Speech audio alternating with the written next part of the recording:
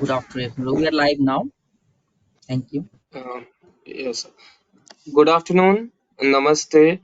A very warm welcome to TSI WWRF Joint Workshop on RIS Reconfigurable Intelligent Surfaces.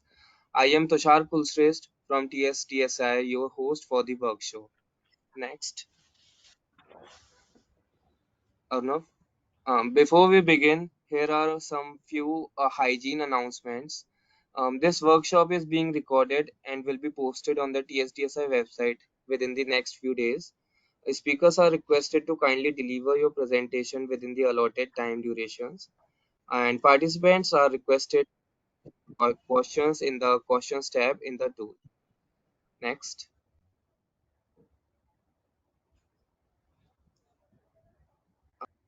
this is the program agenda. Uh, while you can read it, I'll tell something about reconfigurable intelligent surface. Uh, Intelligent surface is envisaged as a new enabling candidate wireless technology for dynamically controlling of radio signals between a transmitter and a receiver. It can support enhancement of some of the key aspects of mobile networks like coverage spectrum, efficiency, energy, etc. Next.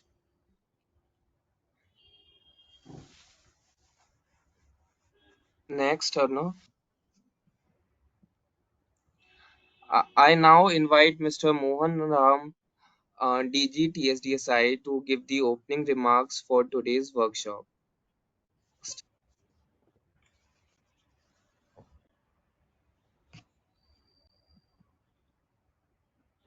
I think you're Next, muted. yeah, Mohan Ramji, Mr. you are muted. Please unmute yourself. Mr. N. Mohan Ram took office as Director of Telecommunication Development Society India on 10th with over experience in high performance computing and high speed communications. He leads India and ICT standards development.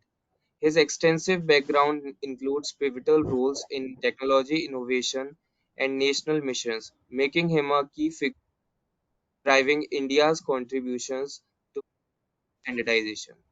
Sir, the floor is yours. Thank you. Thank you. So greetings to our respected speakers, panelists, and participants of this TSDSI WWRF workshop on reconfigurable intelligent surfaces. It's my pleasure to welcome you all to this important event. Today, we gather to discuss a key technology for the future of wireless communications, that is reconfigurable intelligent surfaces. This workshop highlights the strong partnership between TSDSI and WWRF, two organizations dedicated to supporting growth and innovation in the wireless industry. TSDSI and WWRF have a formal agreement to exchange knowledge and expertise, host joint events, and provide expert speakers at each other's meetings. This partnership has been active for some time, with TSDSI contributing to WWRF's 5G hurdle event in February 2020, and we continue to support their efforts. As you are all aware, RIS is a promising technology involving surfaces that can intelligently control and direct radio signals.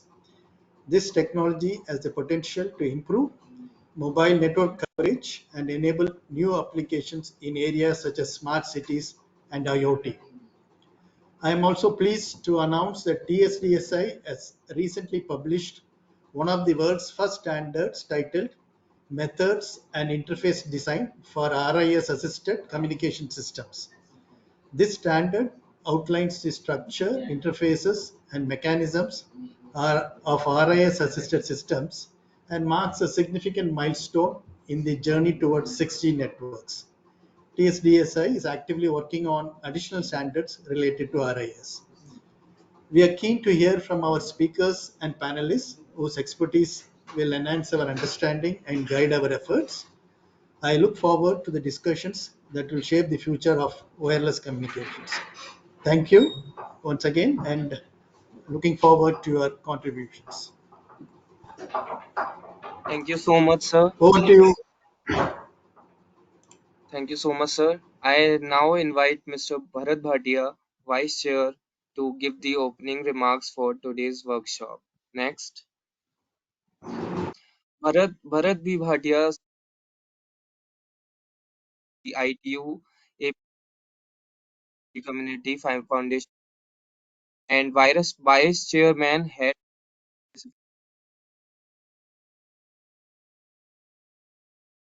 chairs the working group that is responsible for creating the necessary framework of IMT standards for 5G and 6G.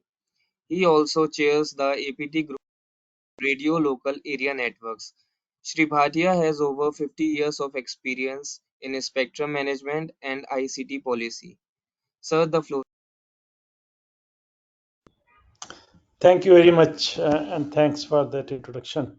Uh, I, I'm really very happy and pleased to join you in this TSDSI WWRF Joint Online Workshop on RIS.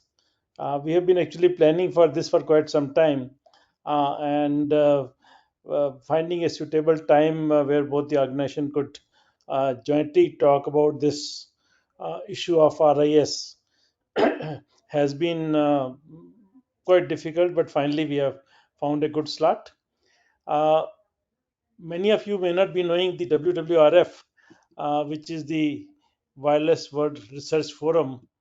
And Wireless World Research Forum is a place where the global wireless research community meets.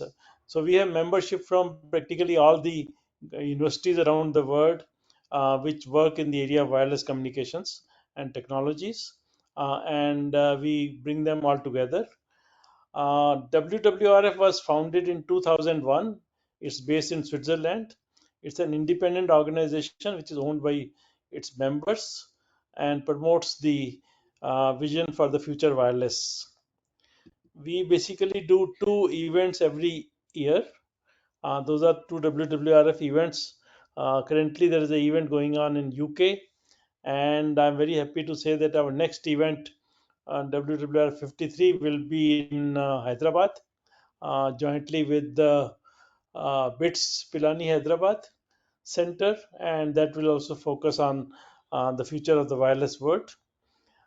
We also do one huddle every year, and the last huddle in India was jointly done by the WWRF and TSDSI, and we will continue to do a number of events together with the TSDSI and the organization that I work for, which is the ITU-APT Foundation of India, shortly known as IAFI.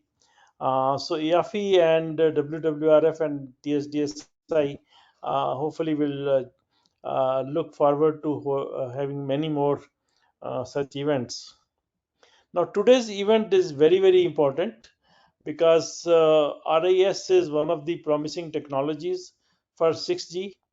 As you all know, this the problem that we have with our mobile communication is that there are call drops, there are problems of propagation, particularly when there are too many vehicles or too many people in one area. The data rates are not enough to have so many devices at one place. RIS promises to be one of the promising technology where you could actually use the intelligent surfaces to guide the radio waves in the direction in which is required, and that will really be a very helpful in promoting smart cities or advanced AI systems or immersive experience, which are all part of the 6G ecosystem. In ITU, where I chair the working group on framework, we have already finalized the framework for the 6G. We call it IMT 2013 ITU. And right now, we are working in terms of defining the parameters or the TPRs, the performance requirements, which will define the 6G standard. And I invite everybody to contribute to that. I know TSDSI and many of us are actively involved in that, but I think we need more India participation in that discussion. So with that, I thank you for organizing this TSDSI, and hopefully we will have a good time here.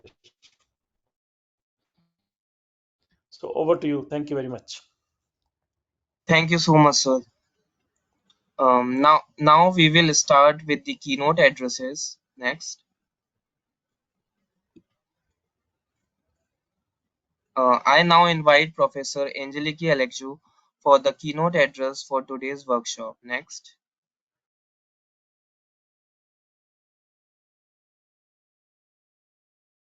Professor Angeliki Alexu is a professor of broadband communication system at the Department of Systems of Piraeus, Greece. She is the chair of the working group on radio communication technologies of the working on high frequencies radio technologies of the Wireless World Research Forum. Ma'am, the floor is yours. I request Asif sir to give presentation rights. Thank you very much. Thank you for the kind introduction, the invitation, and also for organizing this. Indeed, it took us some time to make it happen. We've been discussing about this workshop for some time now, and it's nice that we managed to find the right time and discuss this very important technology that might play a crucial role as an enabler and as a game changer for 6G. So let me start by sharing.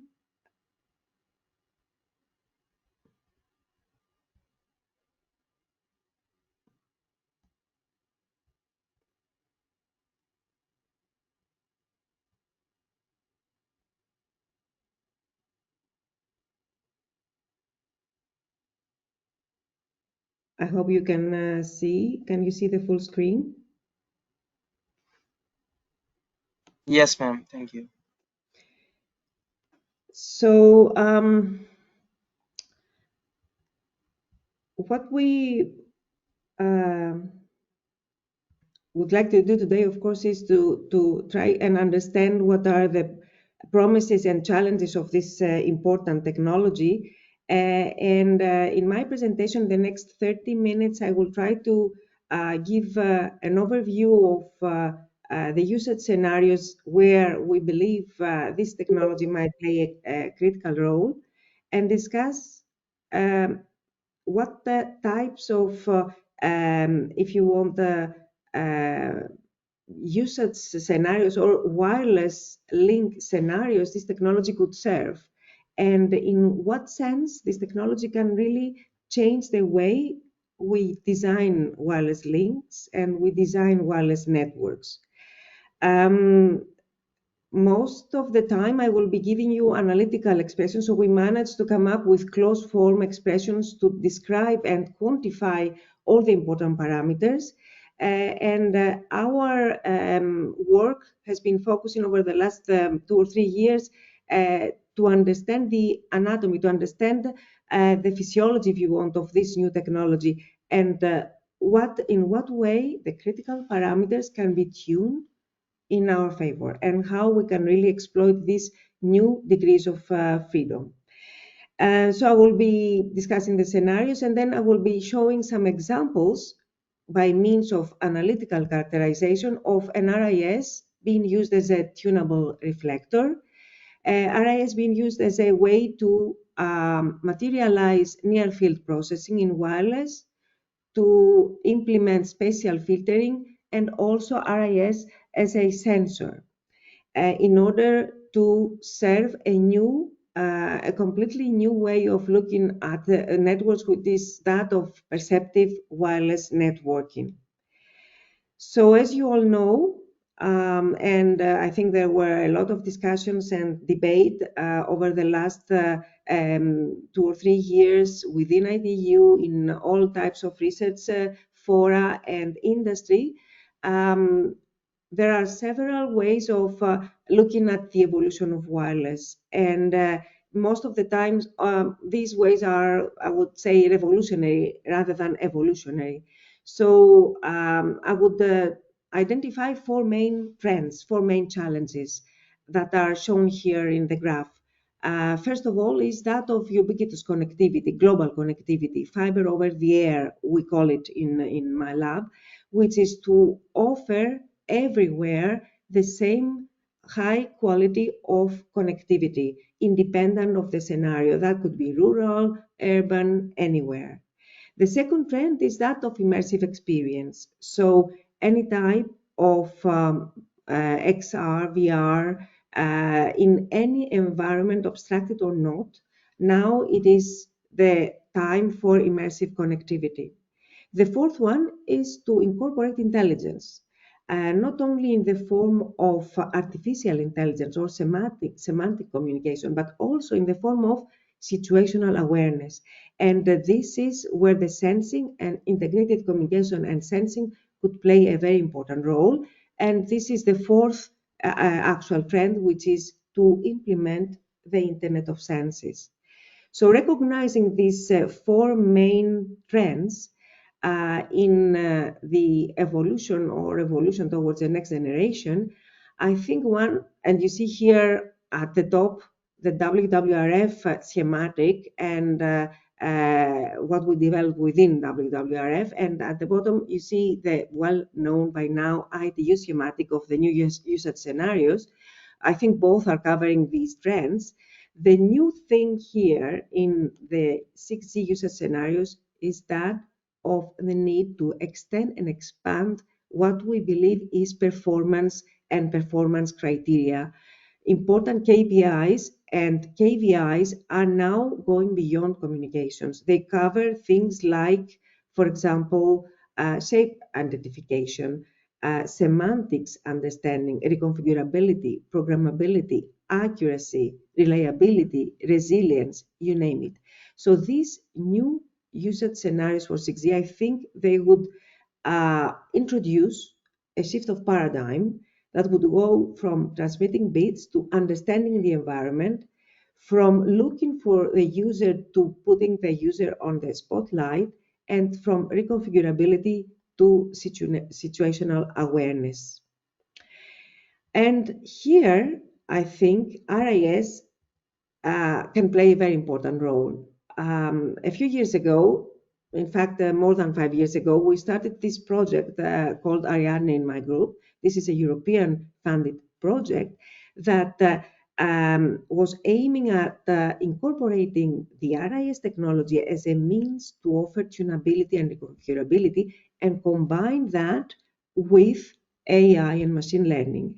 Back then, that was our vision for what we call beyond Shannon. What does it mean beyond Shannon intelligence? It means that you are able not only to adapt to the environment, not only to react to the environmental characteristics, but you are also able to tune the wireless environment, to design not only the receiver or the transmitter, but in some sense to design also the wireless channel. And this is, in fact, this tunability is the most important feature, attribute that RIS can bring. When we started this research more than 5 years ago, I have to tell you, there was hardly any document or paper on RIS for wireless. And some of this RIS type of research was mostly done within the optical links. But now there is a plethora of that. I mean, we've been, it's an amazing area where thousands of contributions are published every day. I mean, we're having difficulties in following the developments in RIS over the last 5 years. So what we did in our group was to try to understand this tunable reflector, both looking at it as a surface with electric and magnetic currents, what it is in fact, and at the same time viewing this as a set of scatterers which can be externally excited and irradiate in the way we want them. So the idea for RIS is to come up with this reflective surface that is composed of sub-wavelength scatterers, and then use RIS to tailor the wavefront of the incident beams in order to be able to make wireless links programmable. So this programmability and tunability was our first approach. But in order to be able to understand the tunability and programmability, what we want to do is to try to understand what are the important parameters that are there to be tuned and how we can tune them in order to produce our wanted performance, for example, parameter values. So this tunability was investigated in the framework of an RIS-aided beamforming link, and the beam shape, the RIS response to the incident beam, and the topology, namely the position and orientation, were under investigation. So our first results were focusing on understanding what it means to have a specific RIS shape and size. So what we call infinite RIS, what it means is that the footprint that is illuminated on the surface is much smaller than the actual surface size. This is what we call infinite.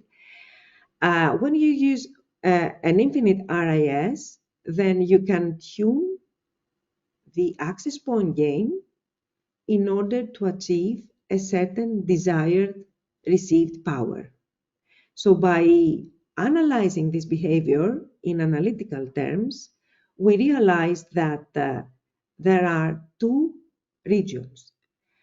The gray region that you see here is a region where you can characterize this region as your near field region, and the white is your far field region. What happens is that in this gray region, you see that as you increase the access point gain, then you increase the received power. Whereas in the white region, as you increase the access point gain, then path loss is actually reducing your received power. So with this investigation, we were able to quantify this point of maximum received power, which happens exactly at the transmission between the two regions. We then went on to study what it means to change the illumination, so to move from the infinite to the finite, to move from the partially illuminated RIS to the fully illuminated RIS. And then, as you see on the left, you see the different examples. What it actually means is that as, for example, you illuminate your RIS, for increasing RIS sizes, you enter the infinite RIS region. And for decreasing RIS sizes, you enter the fully illuminated region. So this transition between the two regions is actually, again, another important point of maximum performance, of maximum gain. Why is that? Because exactly at the transmission, the RIS captures the maximum amount of power and re-radiates. So actually, the important parameter here to quantify is what is the necessary access point gain to illuminate your RIS so that it captures this maximum power and it marks the transition between the finite and the infinite RIS regimes. With that, we came up with a design rule, an optimization, if you want, design rule that offers you the maximal received power by tuning the gain in order to be able to always pick the right region. So on the one hand, you have the transition between the far and the near field, and on the other hand, you have the transition between the finite and the infinite RIS regime. So what an algorithm can do is to always try to write this optimal curve, which is the envelope of all types of behaviors. So always pick the right access point gain in order to achieve the maximal receive power. So that was one of the, if you want, design guidelines that we came up with by analyzing the characteristics of the RIS. The second question was how to position the RIS. What is the optimal placement and orientation? So the first exercise is shown here on the up left side, is to have a transmitter and receiver and try to find along a line where is the optimal position for the RIS. So imagine that you are moving your RIS, and in that way you are changing delta X that you see here. So there we found out that in the full illumination situation, you actually have two optimal positions. Whereas, and you see this example on the top left. You can see on the top right-hand side that in the partial illumination, you only have one optimal position, one optimal delta X. So this was a very simple example of how you optimize the RIS placement along a line. The second analysis that we did was to understand analytically the optimal position and orientation. So to introduce theta as the angle with which the RIS illuminates the user. So we came up with analytical expressions that are functions of theta and functions of the desired received power. So by using this expression, one can actually pick the right theta in order to achieve the desirable power.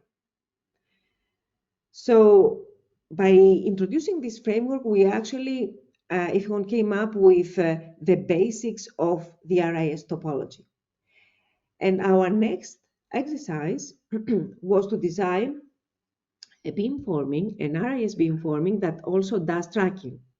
So the beamforming tracking work that we've done in the past was now redesigned, if you want, to introduce an RIS-aided link. So you see here in the graph, what happens in reality is that when an obstacle actually cuts the link between the transmitter and the receiver, the RIS offers this possibility to establish again the link through this RIS-aided beam. So in that way, as you can see, we try to understand all the basic designs of RIS-aided communications. And in our studies, what was made clear is that there is now a new opportunity that comes from the fact that when you are in relatively high frequencies, the behavior of your system can be actually seen divided in these two regimes that I was talking before, the near field and the far field. So in these higher frequencies, you see that the user is now in this near field, and this near field offers new possibilities when you use intelligent surfaces. These new possibilities come from the fact that one can tune the reflection coefficients in order to do other things other than simple beamforming. For example, to focus power on a specific point that we call focal point. Beam focusing now comes as a new possibility, and beam focusing offers new ways to optimize a wireless link by means of concentrating power in a specific area that we call focal area. So what we did in our studies was to redesign and analytically characterize a link that now, by making, if you want, taking advantage of the properties of the near field, being able to focus power in a specific focal area. So the parameters that are important in this, of course, case are the footprint so the size and shape of the actual effective RIS, as you can see in the top right graph, as this footprint increases, the focal capability of your RIS increases. The distance, which essentially tunes this footprint, and as the distance increases of the access point and the RIS, between the access point and the RIS, you see that the actual effective footprint increases, and this is, you achieve better focal capability. And of course, the transmitter angle. So as you illuminate the RIS from a different angle, you change the shape and size of the footprint again. So, and of course, the focal distance. So the closer to the RIS the focal point is, the better is the focal capability of this beam focusing RIS. So what we did is actually, we showed in a quantitative way a comparison between focusing and beamforming, just to demonstrate that beam focusing is an ideal way of focusing power in a specific focal area. And what is of interest to us is not only to characterize this focal area, to analytically know where this focal area is as a function of the parameters of the RIS, but essentially the ability to control the size of the focal area. So on the fly, controlling the size of the focal area means actually that we are able to create focal areas and in reality to partition the environment around the RIS in fully controlled focal areas that you can use, as I will show in a while, for localization applications. So our studies were also extended and expanded to generalize what I was explaining before as a RIS as a beam former, RIS as a beam focusing device, to, in general, RIS as a MIMO. So our first question that we wanted to answer is how RIS compares to a MIMO. Why is it different? What makes and how much is this difference? The actual difference, of course, is a way to, if you want, understand the characteristics of what we show here as a polarizability factor. So in which way the gain of a MIMO and the gains of RIS differ as function of the radiation patterns of the unit cells, of the elements.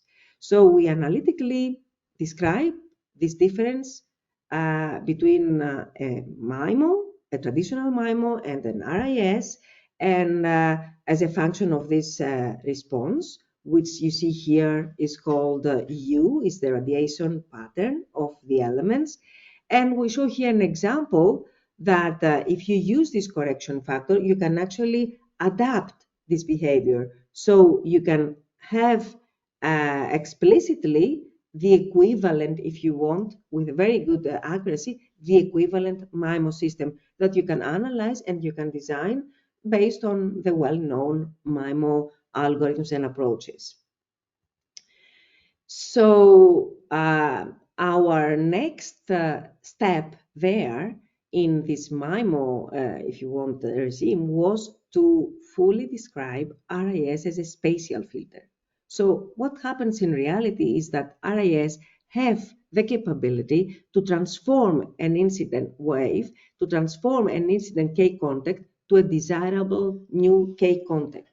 So this is actually the most generic, if you want, description of an RIS that can offer you several important capabilities that go beyond the beamforming and the beam focusing. They go, for example, to the capability of suppress interference in the far field, to the capability of reshaping the wavefront, what we call wavefront engineering, not only in the form of focusing, or beamforming or beam focusing, but also in the form of creating beams of a certain desirable convex shape, what we call bending beams.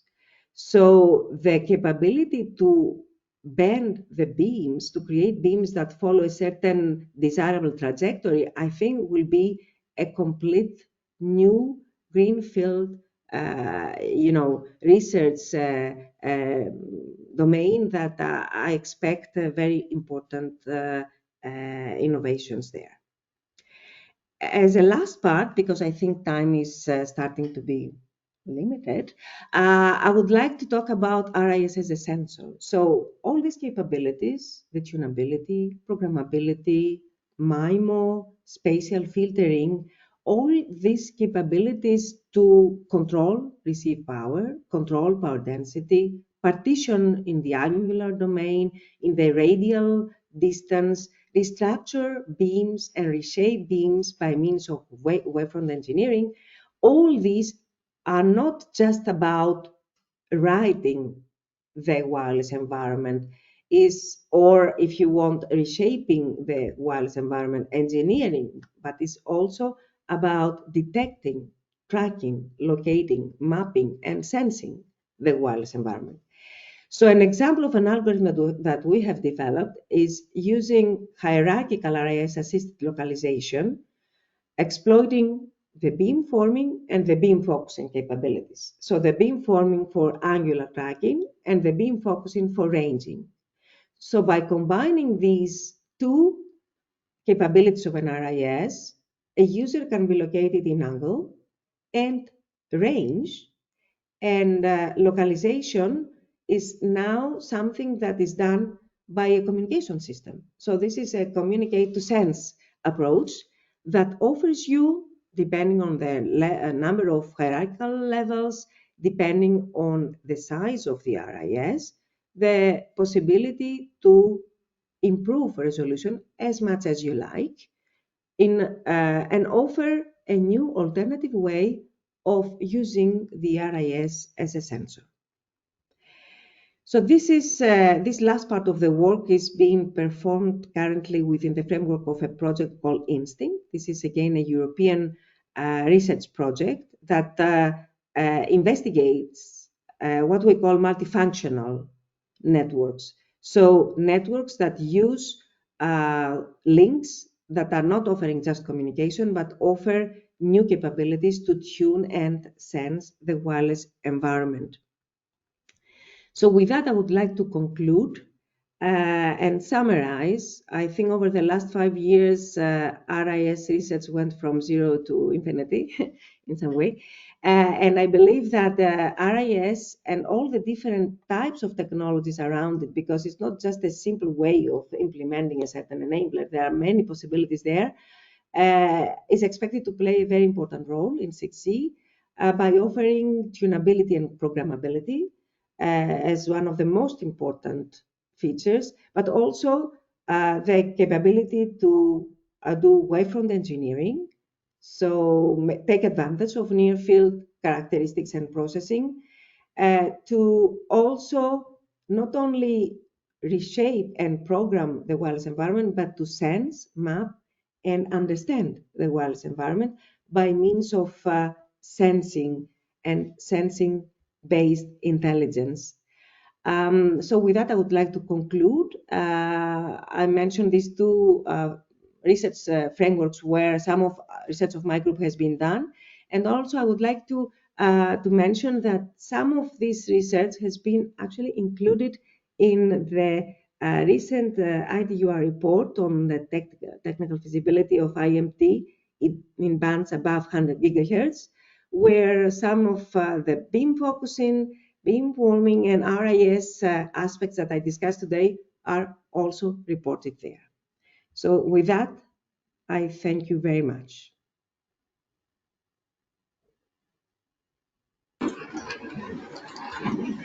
Thank you very much, ma'am, for providing such a comprehensive explanation of RIS.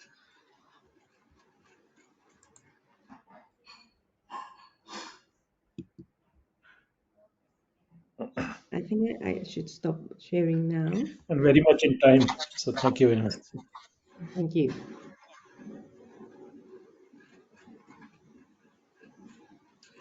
So now I invite Professor Arzad Alam Khairani for the keynote address for today's workshop.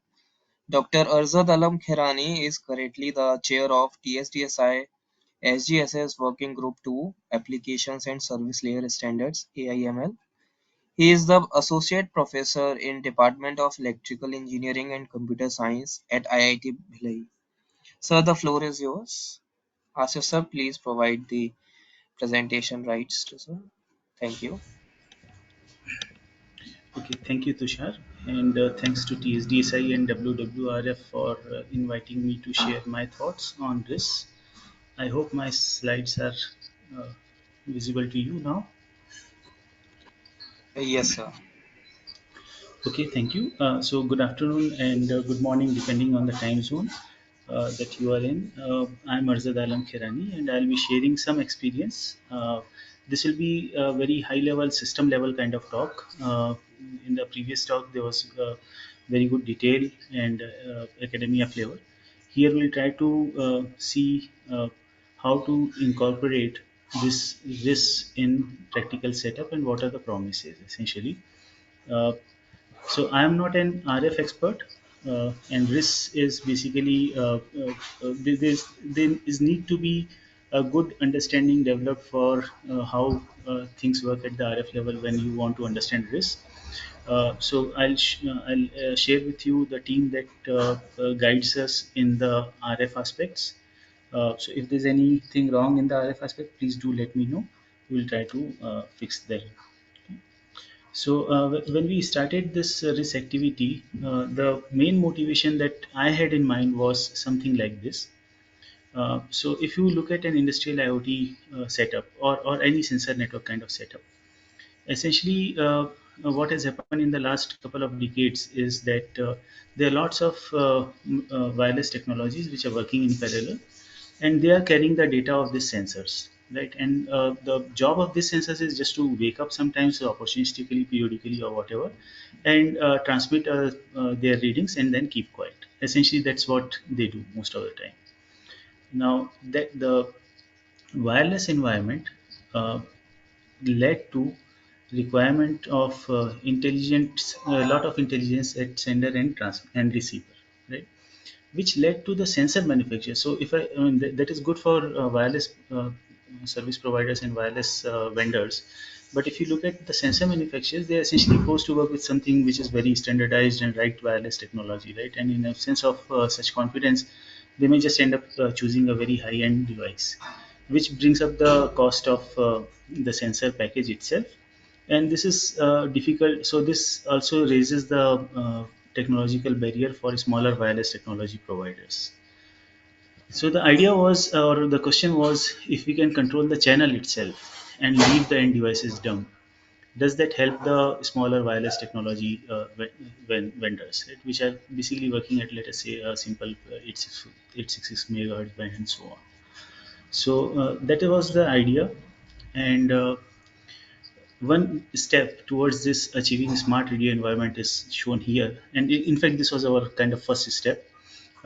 So you have a horn antenna, and you have a servo motor and a kind of reflector mounted on this servo motor, and then you are doing in some sense beamforming, or you so there's a controller behind it. We'll talk more about this controller, how this is supposed to work. And this controller is essentially giving the directions to the servo motor, controlling the servo motor direction, which, so this is an electrical signal applied to the servo motor, which translates to some RF level performance, right? So that's basically decided in terms of azimuth and all those angles and phase and so on. So this is a smart radio environment if you go by definition of a smart radio environment. And we are not new to this. We have been doing this kind of thing from childhood. So I hope some of you remember this movie where you have, and this is a famous picture. This we most of us have been doing, I guess. At least I did. I don't know how many of you have done it. So it is very promising. And another way of, so 4 5 years back, the idea was that smart radio environments can be achieved also via reconfigurable intelligent surfaces. Right? So there are multiple ways of achieving smart radio environments. RIS can also achieve smart radio environment. So smart radio environment is essentially, I mean, there can be many definitions again. Essentially, I mean, just to satisfy our intuition, it is basically where the environment itself is turned into a ring. You are able to control the environment, right? How it behaves. So you are not bound to just the end device channel quality estimation and what is the channel, and you are able to control the channel in some sense. Reconfigurable intelligence surfaces work in the following manner. They basically have a kind of reflector. So this metal plate along with the elements here work as a kind of a patch antenna in some sense. And the key layer that is introduced here is this control layer. Now there are many ways of doing or applying control to this kind of reconfigurable electronically controllable reconfigurable intelligent surfaces.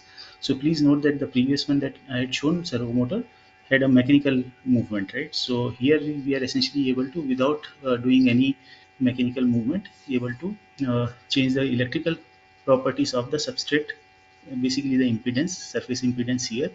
When we have electro diodes, or if we have RF switches, then there's some other mechanism. But essentially, they boil down to being able to change the RF behavior of this reflector, and you can achieve different properties of the reflected waves. You are able to manipulate the reflected waves properties.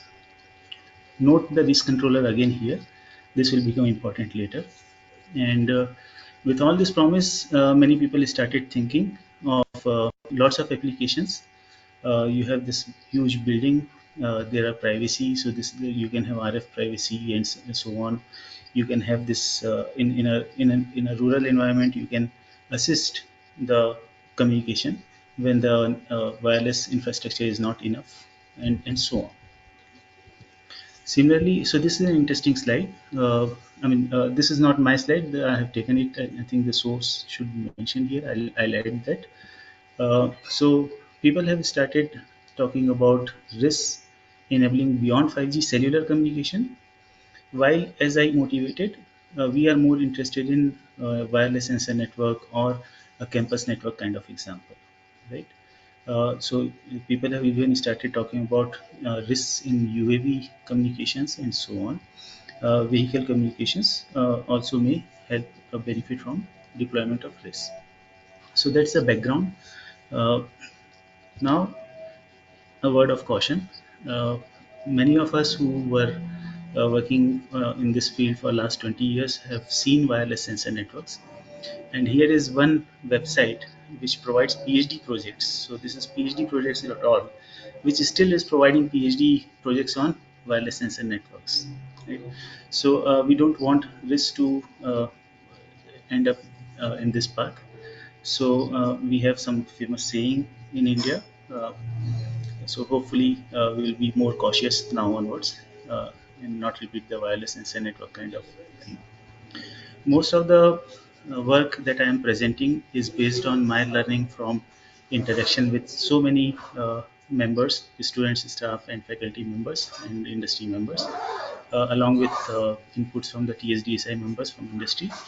Uh, and the major starting point for our involvement with RIS was the project uh, funded by Comet Foundation in Bangalore, and which has multiple institutes as participating and sharing their information. Some of them are present here, so if I say something wrong, they are welcome to stop me and correct me. So when we started this activity, essentially the idea was that we have a very simplistic scenario. You have a transmitter, you have a receiver. There are some natural scatterers, reflectors in the environment. You have an eavesdropper here. So there's a obstacle, and there is reconfigurable intelligent surface which has many elements, and the instant that current configuration is color coded here on the grid. So the challenge was first of all fabrication. So people who are working at Mac layer or file layer may not be completely aware of the fabrication details and the design aspects of it. Then if you have fabricated, how do you control and control the communication capability of the RIS? Right? when you deploy it in different systems. So as we have seen here, there are different scenario that people have thought of. Every scenario may require different considerations for control. And one of the key requirements to be able to control is being able to estimate the ongoing performance. Then only basically you'll be able to control. And then does any standardization even make sense? If yes, what should we standardize? So these are the questions that we started with. And this is the kind of solution that we ended up. So here again, there are different blocks. They are experts in different blocks. I am not an expert in all of those. Maybe just use one or so. So this is a collaborative effort. So channel estimation block provides the performance, the ongoing performance assessment. There's a generic risk controller which is working at the RF level. So this is the controller which understands the language of beam forming and the angle and so on, right? Path loss and so on. Then the right hand side is the hardware, the actual RIS hardware, along with the controller. So you may want. So I have been emphasizing on the controller so far. So now you can see that the RIS hardware itself. So most of the time you have seen the RIS hardware, those elements, right? But you have not seen controller being mentioned with so much emphasis. But for us, controller is an integral part of the RIS hardware, because it is there are so many ways of fabricating this or implementing this, right? So you will have to have a RIS specific controller. The company or the vendor which provides the RIS hardware has to provide a way of achieving the RF level performance, which is the left hand side word. So the demand from this RIS hardware is basically what is posed by the left hand side of this screen, and the right hand side, the RIS specific controller has to translate this requirements into the corresponding electronic signals going into the RIS hardware. Okay, so if this is understood, what we thought was that there's a need to standardize the interface between the generic RIS controller, which is essentially working at the RF level, and the RIS specific controller, which is working in, which is very much aware of the details of the hardware implementation. Okay. So that's basically the split that we have: desired control at RF level and specific when provided by the vendor. So this specific controller will be provided by the vendor. Okay. With that setup, we ended up with this test bed. So here is a test bed that I am describing to you now, and this is available at IIIT Naya Raipur and also at IIIT Bangalore. So we have a RIS specific controller here, which is just driving some RIS, right? So here in this example, the RIS is a mechanical one where the control signal is servo motor based, but there can be any. So this part is the RIS hardware. This is the RIS specific controller. This is taking the commands from a generic RIS controller. Okay. Now what we have done is that we have made the logic inside the generic RIS controller a pluggable module. Similarly, the channel estimator module is also a pluggable module for us. Okay. The communication between all these devices, the USRP transmitter receiver, are standardized for us in this test bed. So if you are a researcher who is working on, let us say, only a channel estimation algorithm, and you want to try out your channel estimation algorithm, you are welcome to write just this module, and you should be able to integrate your solution with this test bed, and you can plug and play the different RIS and see what is the effect of your channel estimation algorithm on the overall end-to-end RIS performance. So that was the idea, and that also, so pluggable is important here, and this test bed complies with the TSDSI standard and is available to all for use. So thanks to Comet Foundation for making it available to all for use. You can contact us if you want to try out your ideas. Your IP and all those things are completely guaranteed. You can use this for free and for any academic purpose.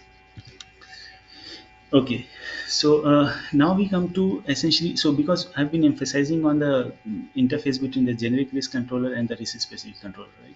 So what exactly does the RIS specific controller do? So if the here is an example, and this Somava and Anjana from IIT Jodhpur gave me last week only. So here is a RIS which is binary. So in this surface you have every element can be either on and off, on or off, so 0 or 1. And then assume that the generic risk controller has asked this risk surface to do a beamforming at the 30 degree reflection. Okay, so I'm not talking about azimuth and all those technical details right now. I'm just, for us it is simple 30-degree reflection. Yeah. That should end up or lead to a table of this kind. Okay.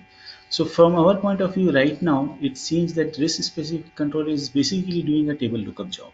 Okay, but it will become more and more and more complicated as we evolve the standard. Similarly, different patterns can be achieved via different configurations, and this configuration should be a priori configured into the risk specific controller. So with that in mind, here is the standardized interface. Essentially what happens is at the initial time, when either GRC comes up or risk specific controller comes up and so on, there is a automatic discovery. So in our testbed, we use Avahi daemon and all plug and play approach. There can be other approaches as well. This system allows for many RIS hardware. Each RIS hardware will have different capability. As I have been emphasizing, there are many ways of achieving smart radio environment, and RIS are also come in different forms. So the generic risk controller needs to know exactly what kind of risk this is. So TSDSI spec provides for this API, where once the generic risk controller has discovered that there is a new risk attached to the system, it can ask or query the capability. Okay. This again is version 1 of the document. We are continuing to evolve it as we gain more and more experience. So here's the identification that a new risk has been added to the system. Now at this point, the risk controller, generic risk controller, gets to know what is the capability of this particular risk. Then based on the requirements, it will issue some command of control. So that is the configuration right part. Okay, so this also has been defined. What kind of messages will be sent, desired number of beams, desired receive angle. So this desired receive angle can be thought of equivalent to the 30-degree requirement here on this page. Okay. So this is how the standard works. Uh, this is a picture from the test bed. So this is the anechoic chamber at IIIT Naya Raipur where this test bed is. Uh, Here, this horn antenna is the transmitter. This is the receiver connected to ESRP, and you see a plate here. This which was mechanically rotated in this way via the RIS. Okay, so for us in this setup, the RIS was this plate along with a mechanical control. Okay. But whole of this was compliant to TSDSI standard. It is still available. So the base station and UE are communicating with each other. Things are changing, let us say distance and so on. So channel estimation algorithm is ongoing. This channel estimation algorithm can interface with the generic risk controller in two modes. In this case, two modes. One is that the channel estimation algorithm tells the generic risk controller, I want to achieve this target. Please give me this target and I am done. Okay.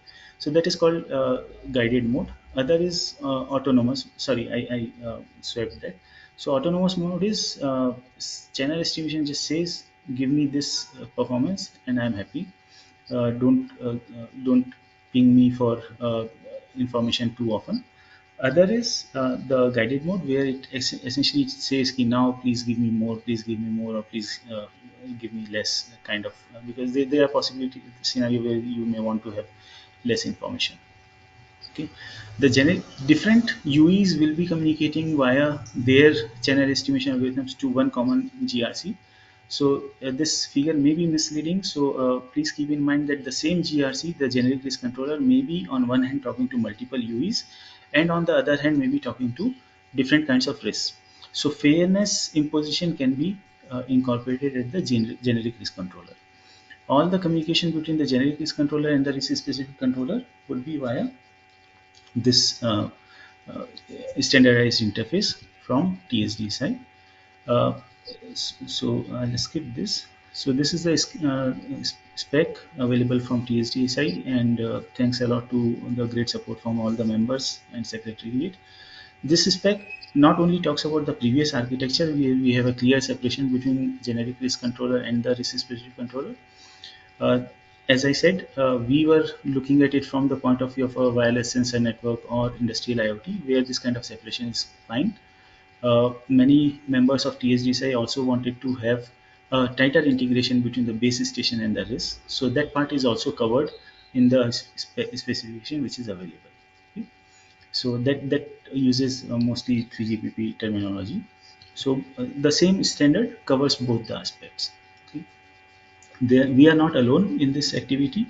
HC from Europe and Rista, which is an alliance of many companies from China, are also very active. They have done thorough study, given very good use cases, and they are still currently working on the KPI aspects to be able to achieve a good standard. So we hope that our standard will benefit from their experience, and from our standard they will be able to share it with them, and so there will be a mutual improvement.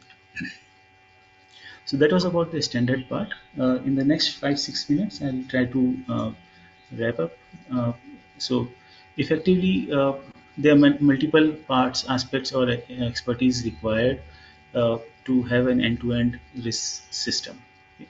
One is design and fabrication. So here's one example of a flow.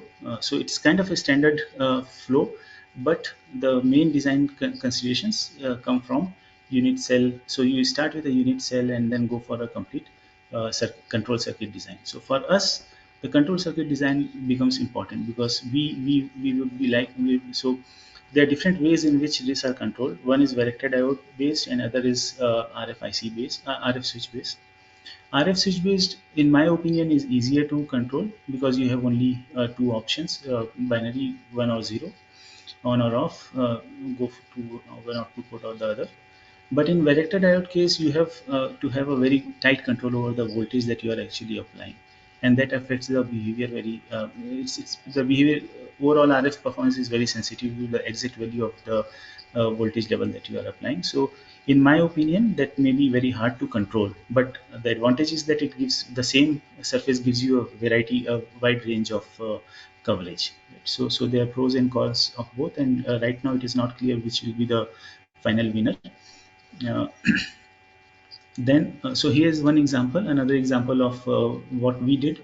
So we got this surface, some structure printed on this. So we were not doing RF level optimization here. So essentially put some surface, some structure which we took from some other paper, and we were trying to hunt for or search for the frequency where this works well. So instead of doing the design top down, we did other way, and we were just manually changing the capacitor bank. So there's one capacitor bank here, there's another capacitor bank here. When we switched on the other one, then the overall capacitance changed. So this was basically mimicking a varactor diode, right? So then this is another very good surface available, open source design available already. So here is the link for that. We have fabricated this and used it, and motivated by the fabrication of this and the success of that, we continued and designed our own RIS element. So instead of having a big surface done together with a very complicated control circuitry, we thought that some of the elements will just bring out all the elements separately, and then do individual configuration. The bill of material in Indian rupees is given here. Roughly, this is the bill of material. Please don't take this as the final value. There may be significant fluctuation around it. Okay? So these are the discrete components identified. This device works on a RFIC. So here is the RF switch basis here. So this is a microstrip. If you zoom into this RF switch, it either opens up or goes into the ground, so acts as a short circuited or open circuit transmission line, and that affects the reflected phase. There are extensions that we are working on. One is the static behavior of RIS elements with random deployment. So we don't if most of the cost of this RIS comes from the active elements around here. So if we just do away with all of this and have a permanently grounded version and permanently open version, so two kinds of boards. In that case, we have two kinds of boards, and we randomly deploy them. Right? What do we get? Uh, First of all, we will certainly have cost effectiveness. I have 5 minutes left, so I'll hurry up or stop in 4 minutes. One is the static behavior, where we have permanently on element and permanently off element, but they are very cheap. There are no active elements. There are no electrical or electronic control applied to them. Second is second activity that we are doing right now is ensuring that the same RIS element sometimes helps an ongoing communication and sometimes acts as a sensor. Okay, so RF switch 1, RF switch 2, the input comes from this side and then sometimes it acts. So when only RF switch 2 is activated, we achieve a RIS kind of behavior. Otherwise, we achieve a sensor kind of behavior. So both of this, and there are again trade-offs here. If you deploy it in a big, in a large environment, how much to allocate to sensing and how much to allocate to actual communication control is it's a big study. So that we are doing right. Okay, I'll quickly give you in 2 minutes. I'll try to tell you how one example of how these elements are controlled. What are the considerations behind them? Right? So if you have a very simple scenario where on the left hand side you have an access point and on the right hand side x of t is the location of a mobile user. So keyword here is the mobile user. Right? It's mobile. It is moving around the corridor. So you can think of this as a big hall or a corridor, and the length is L, height is H. So all the RIS elements are on the ceiling, or this is the corridor width. H stands here for it can be either for width or height.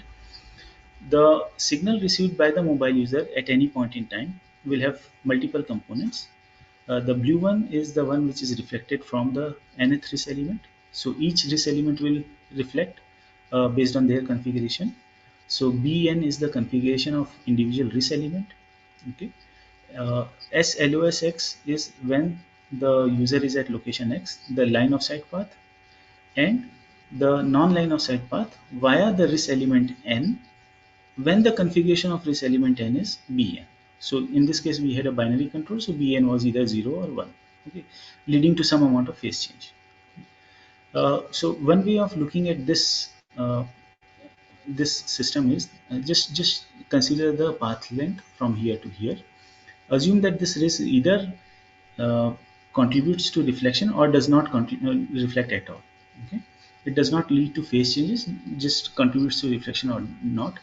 Then the phase of the received signal is directly determined by the length of the path, okay, divided by the wavelength. So that is shown here. If you look at the blue curve, the distance of the user is 5 meters from the access point, and the total number of RIS elements is this is the RIS element index. So there are 25 RIS elements in meters. So there are many of those. You will see that the phase of the received signal first goes down and then increases. So there's a wrap around here. So you can see that this is in radians. So if you do a modulo 2 pi of this, you will get a figure something like this. So this element 1, 2, 3, 4, 5, and you'll get a spiral. The each phasor, so each point is a phasor. Its magnitude gives the signal the amplitude, and the phase is also given by the direction. Okay. So in essentially the problem is of matching. If this is the location of the mobile user, you may want to activate only this phasors. So this goes to our class to our high school math. You would like this vector to constructively interfere with the other vectors. So that is a heuristic based approach that we have done. So this is one way which you can configure, and under random policy you may get some other behavior. LOS. So here is another way of controlling where we just apply random control. So with probability 0.2, any this element is on, or it is off with probability 0.8, and so on. Okay. So across averaging across mobility, you get this kind of behavior. There's some improvement in even when you are doing random RIS configuration. That's all from my side. Thank you.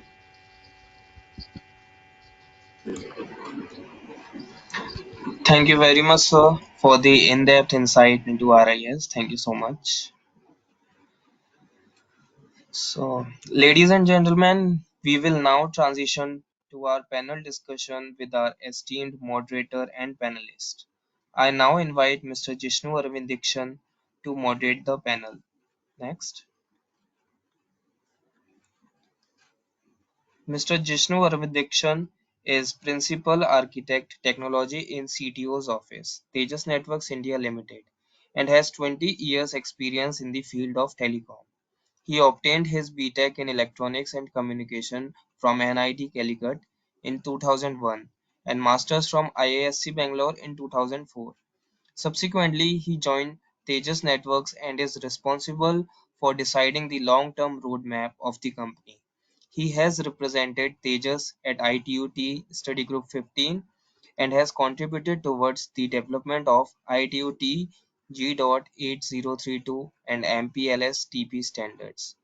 I now invite the panelists, Professor Angeliki Alexio, Professor Arzad Alam Khairani, Mr. Pradeep Hirisave, Reliance Jio. Next.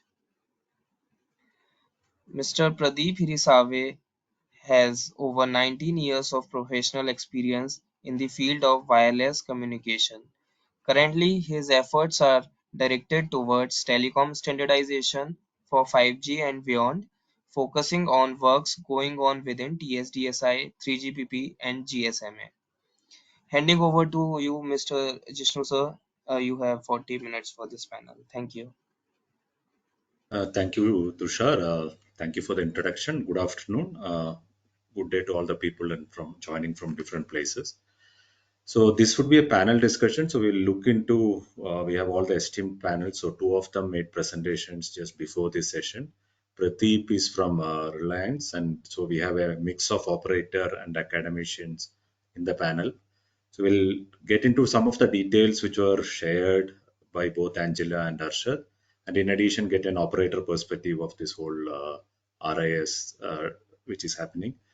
So on the Reliance side, all of you would know is like the largest operator in India, and I just came to know they are the second largest operator in the world as well. So we would get a clear perspective on how we can deploy this.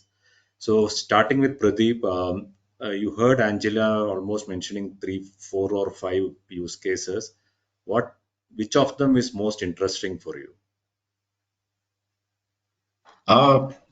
Hello everybody, it's Pradeep Hirisaya from Reliance Jio.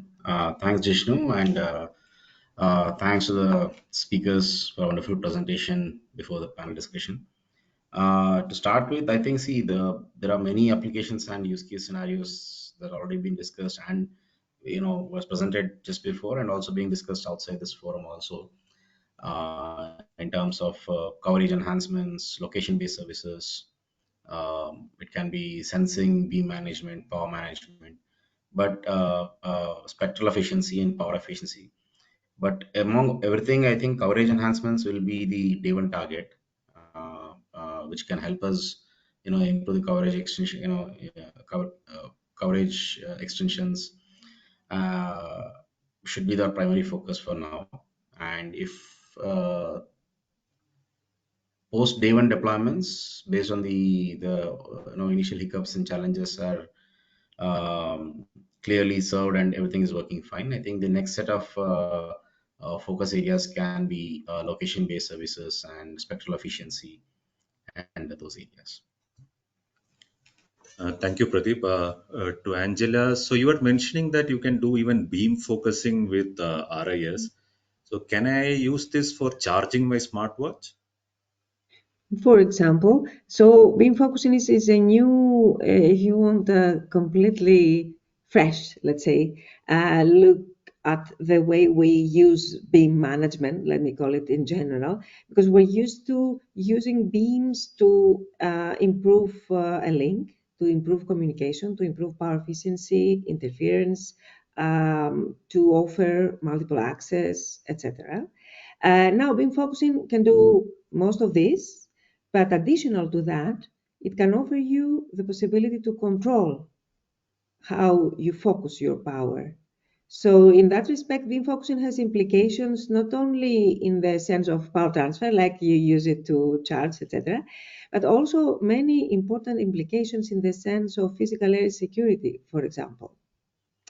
So a new beam focusing approach could have even positive implications in enhancing physical layer security, because your focusing power, if you see the actual secrecy capacity, for example, can improve, exploiting the fact that power is focused on a very smaller area. As I mentioned before, you can use it for localization, you can use it to divide, to partition range and space into areas and have control over those, to introduce maybe even new ways of spatial division multiplexing, different from before, because we know beam division multiplexing, we know space division multiplexing, but maybe now with beam focusing, we open up new ways, new geometries of partitioning space. So yeah, I think this could be, and if you see the numbers, of course, one can argue that this is only a nice way of doing things in the near field, but with larger surfaces, with higher frequencies, the near field is not that near. And there are scenarios for indoor, for example, the scenarios that we showed before that cover this case of near field connectivity, let's say. So yeah, I think it's quite promising. Thank you, Angela, for this. So, Arshad, you were also mentioning about RF privacy. So, is it like I have a RIS curtain which I bring it down when I go to sleep? Is it that easy to use it? It can be that easy. Yes, I think. I mean, we have done that also in some experiments. So, yeah, it can. It's relatively easily achievable. Okay, thanks, Arshad. Coming back to Pradeep, so basically, what do you think is the major deployment challenge for this coverage extension which you are talking about? And how is Reliance planning to roll it out if suppose this becomes, if it is proven to improve coverage significantly? Yeah, sure. See, to answer your second part of the question, how is Reliance planning? Maybe it's a little bit too early to, uh, come up with such plans, because we all know it's in the study of the POC phases. But definitely, to whatever study we've done and we're discussing internally, like I think the challenges will be mainly in terms of operational and infrastructure related, right? So as we all know, the deployments, we have various categories, right? It can be indoor, outdoor, hybrid, um, and mostly hybrid and outdoor scenarios will be the one which will be, our focus areas. Outdoor for the coverage extension, and a hybrid can be to take care of the outdoor to indoor coverage, improvements. No, so that means like mostly the deployments will be looking for the glass panels or the building towers, right? The surfaces, the wall surfaces of the buildings. So there can be many such areas, and whether the service provider will be an operator controlled or it can be a third party needs to be investigated. Whether the interfaces between the controller and the, like for example, in the specifications we are writing, we are using one as a generic controller, which we can call it as an RIS controller unit or RCU, to another microcontroller sitting part of the panels. So how many base stations or the DUs will be serving how many RCUs, and how many each such RCU will be serving how many RIS. So these are the design principles that has to be discussed, and what will be the interfaces used, whether it will be in wired interface or it can be in wireless. And within wireless, are we using our regular UU interface or any other uh, radio interfaces? Like it can be any other radio interface, right? So the physical interface between an RCU and RIS matters.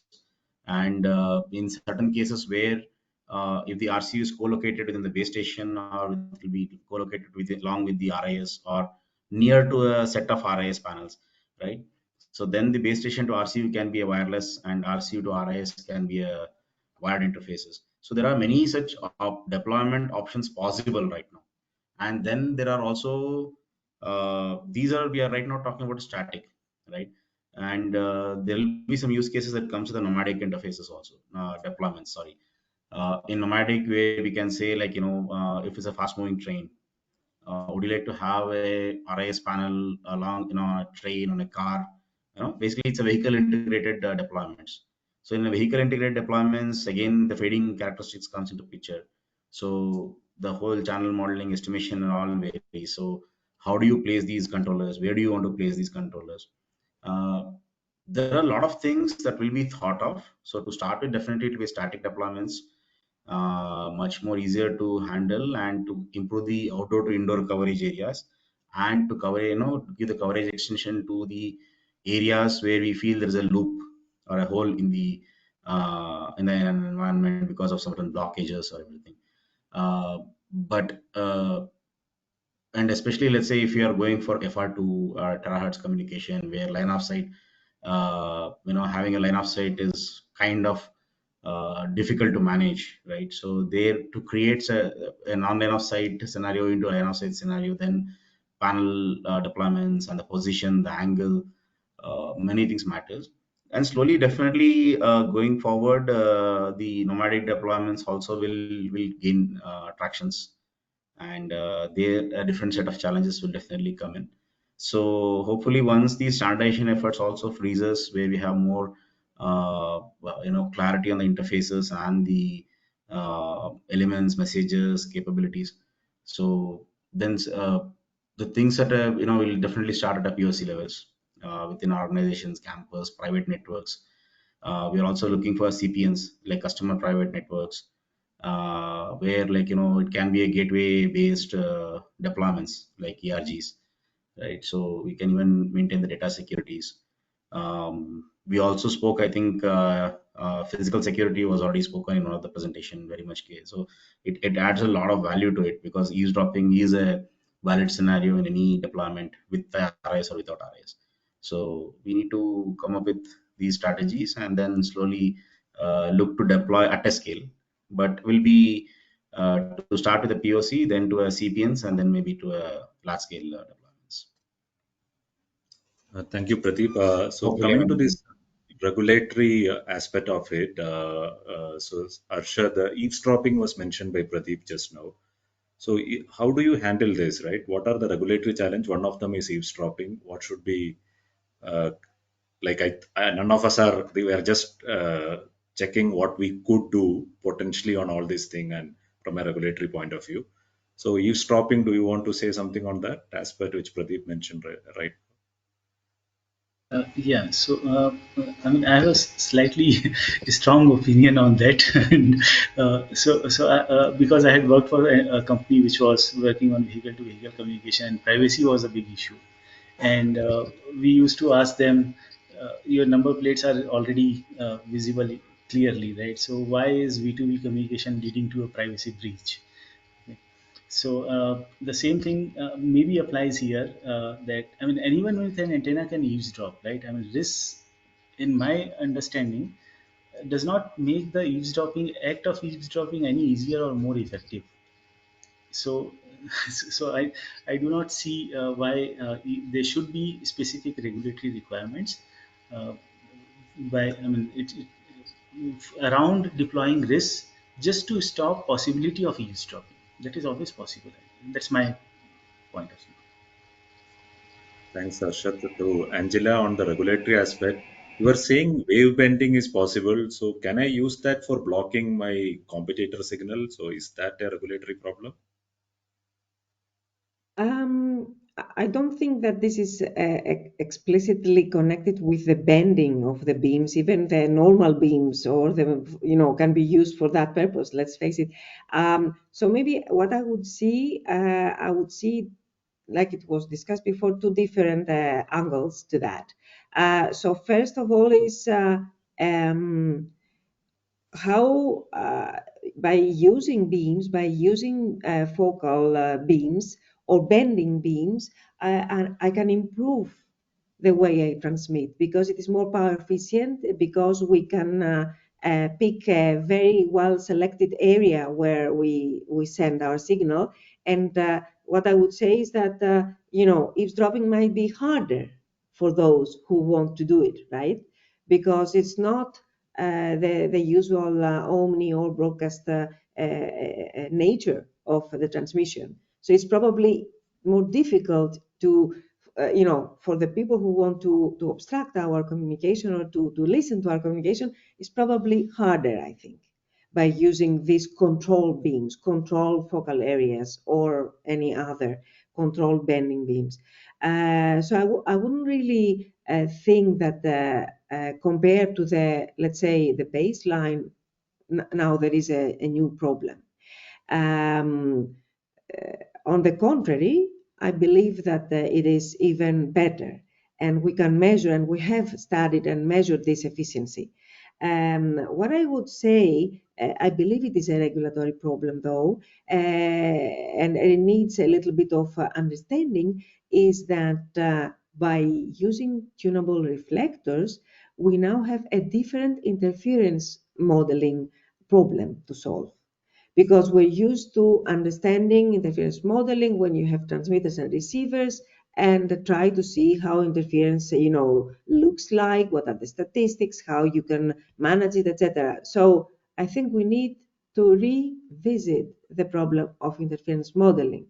The other thing, I believe, but maybe the operators have a better view of that, is the this additional interference, how this is a burden, and whether the operators would wish to have this type of interference models and interference regulated, let's say. So just to put it very simplistically, is it okay to still have loads of passive RISs everywhere? Is it okay for the operators? Don't we need to understand this new setup to do our topological optimizations and our system level analysis? So this is, so I wouldn't see that as a nasty situation where new problems or dangerous, I wouldn't say something dangerous happens. Let me put it that way. I would say that it is a new model that needs to be understood. So that's in my... Now, regulatory perspective, one more thing I would like to add is that if there is, the algorithms require additional signaling, like for example, the algorithm I showed you before that does localization using beamforming and beam focusing, this is a new standardization situation that of course we would need to accommodate. But I wouldn't see that as a big problem. Thanks, Angela. Coming to what Pradeep also mentioned, I think, so who will roll it out? Is it an MNO who will roll it out, or you need a third party who will roll it out and give this an added service to the operator? Sorry, it's for me. Vishnu. Yeah, it was for you, Pradeep. So So, basically, the question is, yeah, you could hear the question, or should I repeat? yeah, I could hear it. So, see, I mean, from an operator perspective, you would prefer it's an operator controlled deployments, right? But there is no stoppage from anyone getting into as a third party service providers who can handle the infrastructure and operational challenges of, leasing the infrastructure or the buildings, and, getting into the installation of the panels and everything. So there can be a breakdown of it. That is where the interoperability and the we making sure the interfaces are standardized, helps in so that there are no proprietary interfaces, and we cannot really get the services from a third party. But yes, and also one thing mentioned earlier, like from a deployment, yes, I missed a point saying like passive RIS also will make a lot of impact in terms of the types of RIS if we see, right? So active RIS will be helpful in certain deployments, but passive RIS also will be a uh, wherever it's more of a reflections and the coverage, and it's a lot more easier. We would like to prefer to passive RIS because of the cost benefits also, and deployment ease of deployment challenges.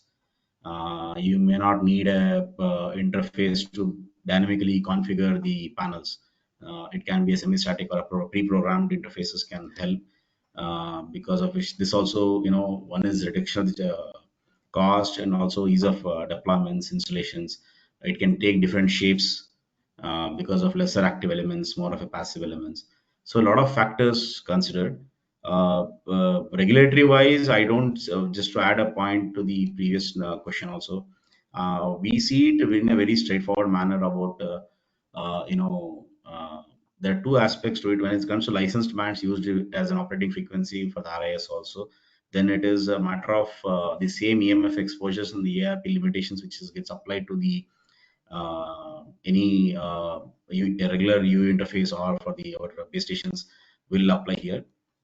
But only thing is, if for some reason an unlicensed band is used in any of the deployments, which I'm not I don't see it, but if in case it gets deployed anywhere, then yes, there can be certain limitations, ARP limitation related aspects that may come from a regulatory aspects. Otherwise, things should be pretty straightforward from a operate the deployments.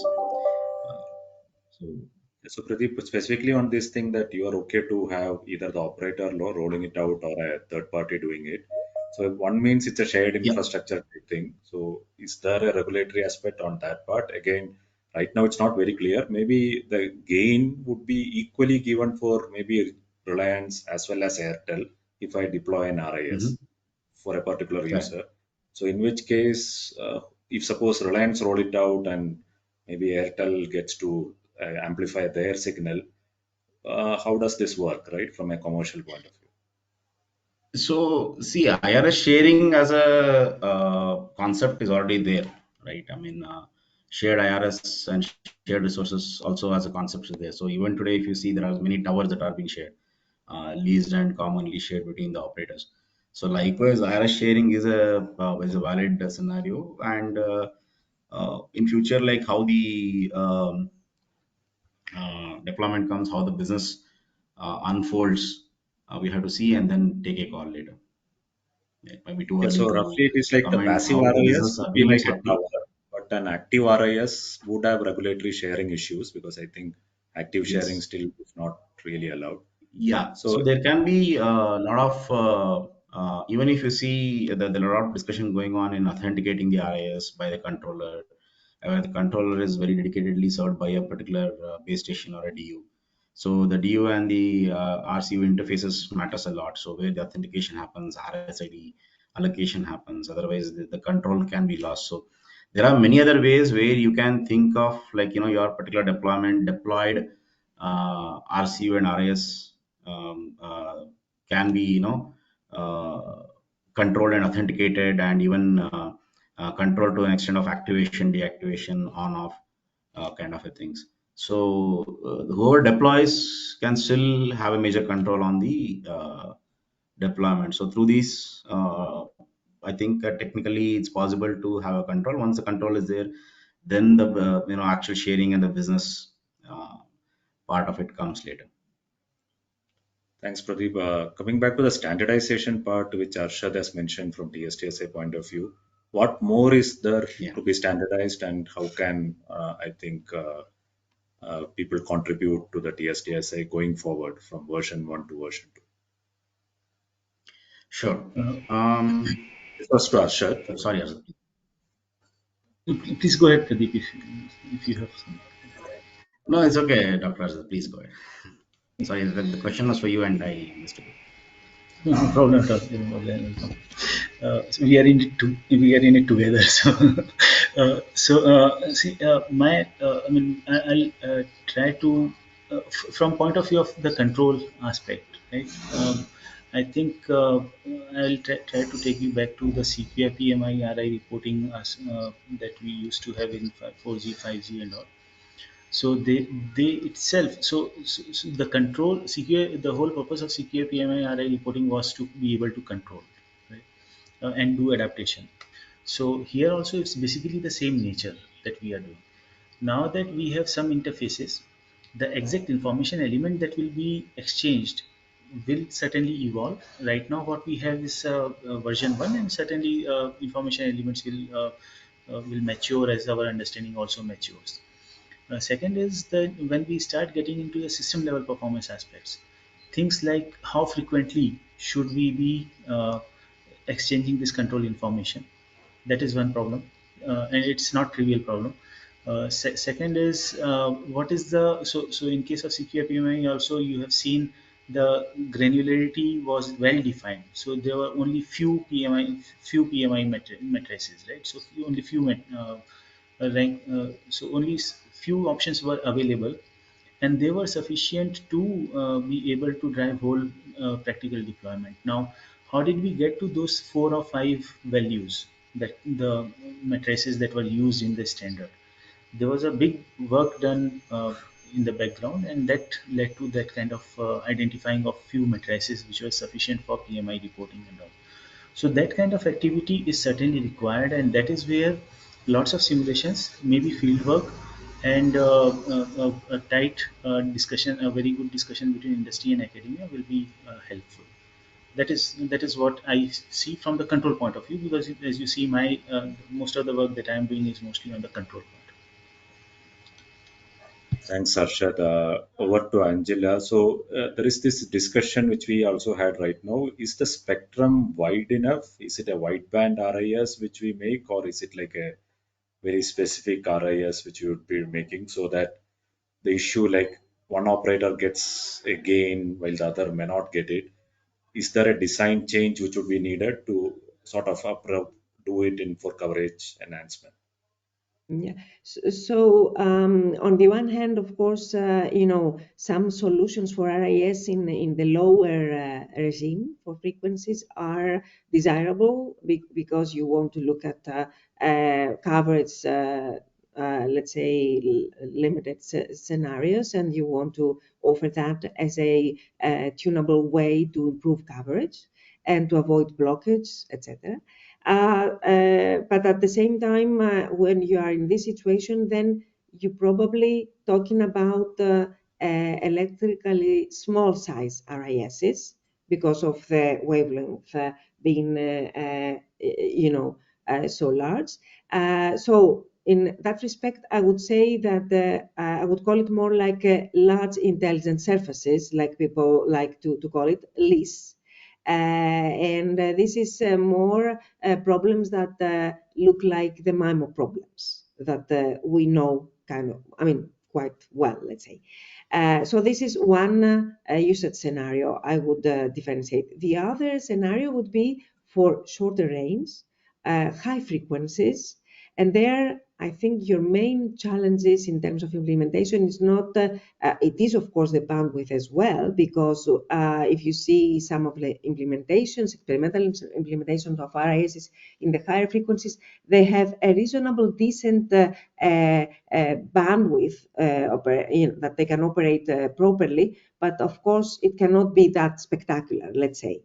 But there in the higher frequency regime, you have the luxury or the advantage of being able to accommodate a very large number of unit cells, so electrically large surfaces with which you can do all these nice things that I showed before. By the way, whatever I showed before, I think all the examples are implemented, are produced for 150 gigahertz.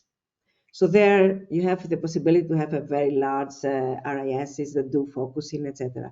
So I think we need to maybe try to solve these two types of problems. The sub-6 list type of solutions that could do nice, maybe RIS-aided beamforming, for example. This example with the binary elements, there are very nice results, actually, even working for these binary beamforming approaches. And there are the shorter range solutions for higher frequencies and RIS tunability, which can do all the near field and can take advantage of the near field capabilities as well. But I would agree with the previous comment, and I mentioned also myself earlier that standardization-wise, I think signaling needs to be consolidated or, let's say, reasonably accommodated. This type of problems between granularity of signaling and performance, I think we know a little bit how to solve based on the MIMO experience in the standards before. But now it is indeed a similar problem, but kind of more complicated. Okay, thanks, Angela. So, Pradeep, which frequency band are you looking for deploying this? Is it sub 6 gigahertz or in terahertz or in FR2? So, I mean, the current deployment is only an FR1 if you see in GEOs, 5G NR deployments. So FR2 is being planned for various other purposes, which uh, you know uh, we are yet to finalize, like the different purposes that has been discussed internally. It can be for many other broadband related solutions that is being planned and rolled out. So we are yet to deploy FR2. So once those are finalized, I'll be able to give it in a more clarity. There are some internal discussions going on still. Terahertz, you see, technically it's possible. Already, Professor already mentioned in the uh, just now. Uh, Unlicensed band is possible, terahertz is possible, but yeah, mostly it will be FR1 and FR2 as per the 38 3GPP 38 series specifications is what we'll be looking upon in the near future, where we have some confidence of going ahead. The rest, I think it's told we are too early to comment on beyond that. Thanks, Pradeep. Coming to Arshad, this blind beamforming is something which people are doing, at least in the FR1 band. How do we, because managing the CSI information from so many RIS, etc., it's a very painful thing. You also alluded to it in your talk. So is blind beamforming the way to go forward? Yeah, I mean, they are so. If you look at blind beam forming, I think the main advantage comes from kind of statistical nature of the spatial opportunities available. So if you have a higher distribution of nodes around, someone will benefit, like from a random configuration. Essentially, that's the promise. I mean, there are lots of studies going on, but in my understanding, in my limited understanding, that is the nature of the promise that we have. That you just throw something, and there will be someone who will benefit from it effectively. Right? But that requires a condition that there should be enough diversity in the receivers. Okay. So maybe in rural environment it may not help much. Uh, I feel that the initial deployment would be mostly on a rural side because with uh, non-controllable risks. So you have just random deployment. You can see those. You can assume static risks which do not have any controllable feature as basically a random deployment. Okay. And those are very cheap. They will be very inexpensive. They are the first ones which may be deployed, let us say, in a campus wide network and so on, where there are RF hole coverage, holes. So in those cases, when there's a lot of mobility in campus wide network, maybe you will benefit a lot by blind beamforming, but not maybe not in rural where there's more directivity in the naturally there's more directivity. So it depends on the deployment scenario. So thanks, Arshad. So let me go to some questions from the audience. So first from N. Narendra. So he's asking, can RIS help in cell-free 6G network? So either Angela or Arshad, anybody can respond to this.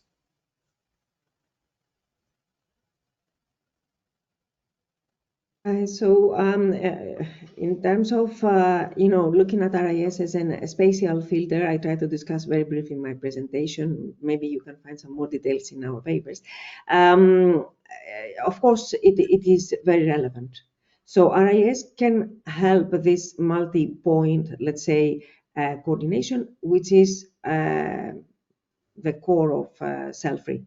Because cell-free, what it means that there is no central node that manages other users, but you can actually do some kind of coordination between the two, and therefore a user can be served by a multiplicity, let's say, of points, not a specific one.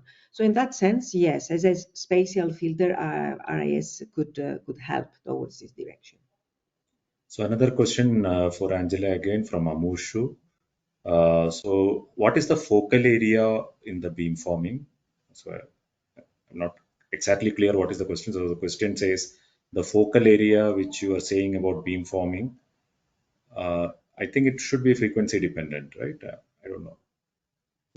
Indeed.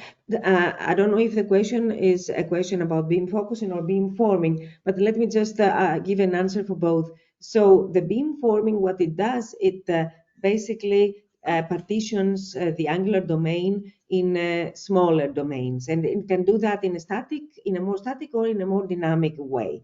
It can do that based on an algorithm, for example, that knows things about the user angular location, right?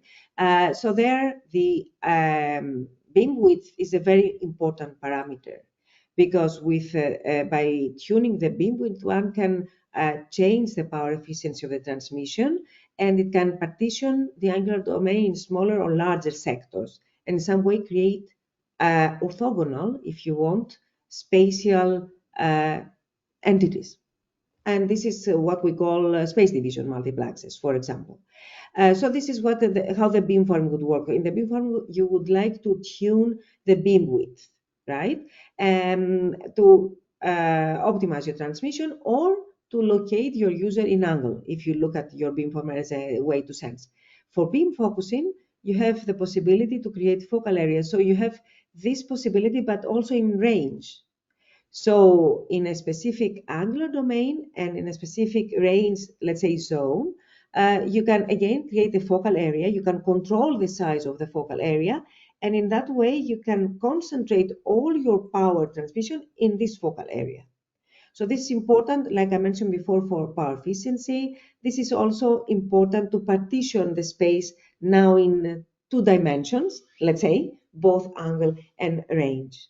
So the focal area and how you tune it and the capability to control it is a function of the RIS processing capabilities and of the RIS characteristics, like, for example, the aperture or the size, the frequency, and the number of elements.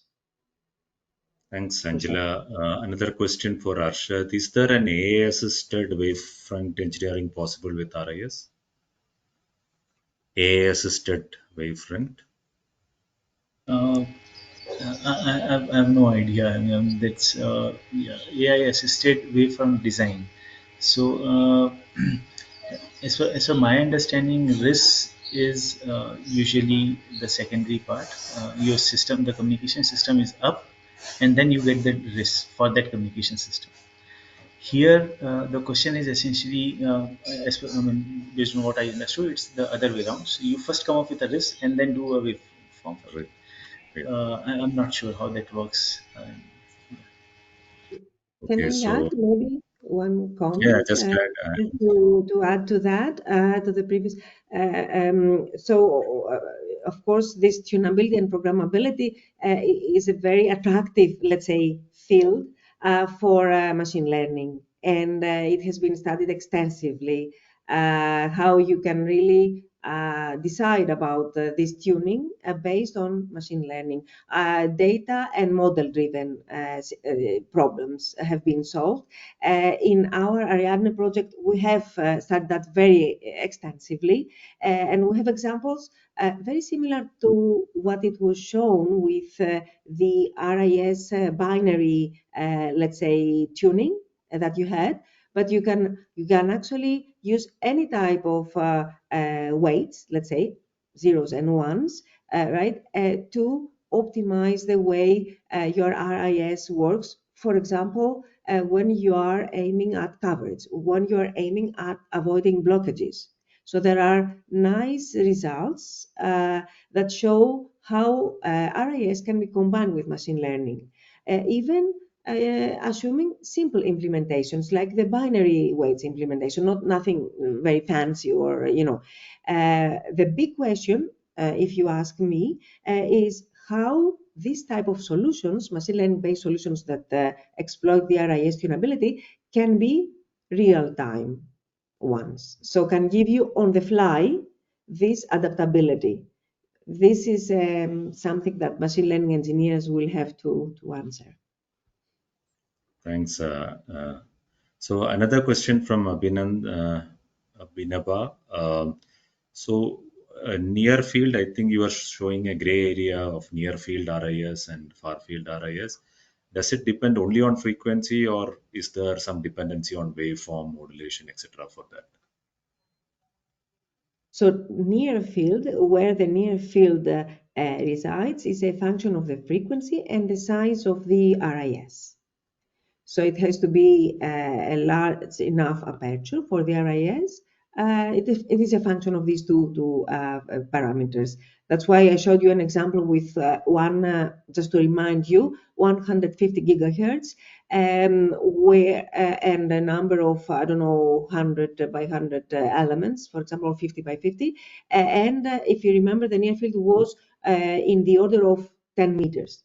So it was not that short. I mean, it was enough to accommodate some of the scenarios that we may want to consider. But it changes with the frequency and the size of the RIS. So another question is about putting the RIS. Would it complicate the triangulation method for localization or positioning? Any one of you can, Angela, you can start on that, and others can add to it. It could add to that.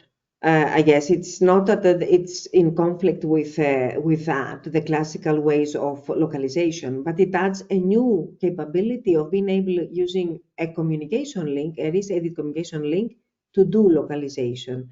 And also, depending on the parameters that are chosen, it may offer higher resolution for localization. I showed you a graph in my presentation. So this is actually where it's meaningful to offer a better resolution, right? Not to exceed the capability of the classical triangularization methods. So there's no conflict between. It's an additional way of doing it. So Arshad, would it complicate the control plane because you have now a few more RIS to also use for triangulation?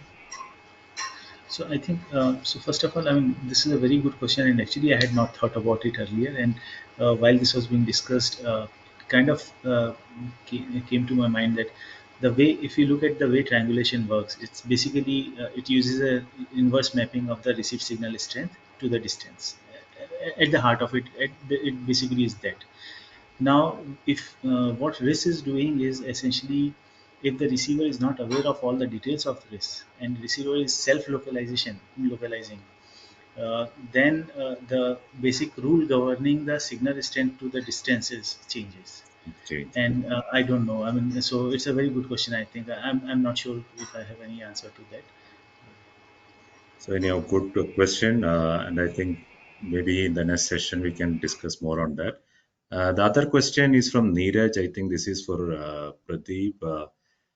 Is like infrastructure provider are allowed to do static RIS shared by multiple operators.